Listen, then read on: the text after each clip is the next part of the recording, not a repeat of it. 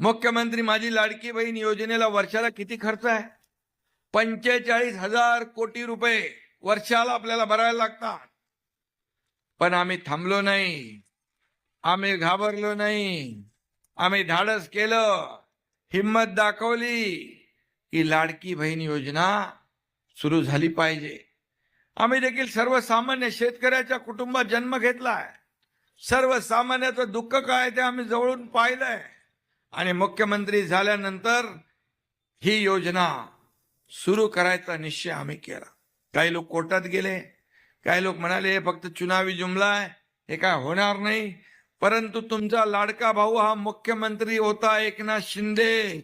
आम्ही ठरवलं की ही योजना राबवायची.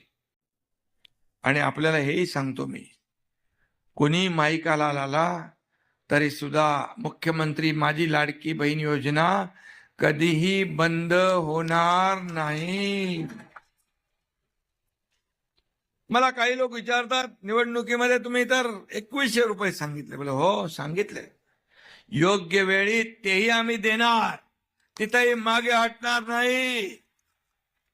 शेतकऱ्यांना कर्जमाफीचं आश्वासन आपण दिलंय. बोले हो तेही आम्ही दिलंय, तेही योग्य वेळी आम्ही राबवणार.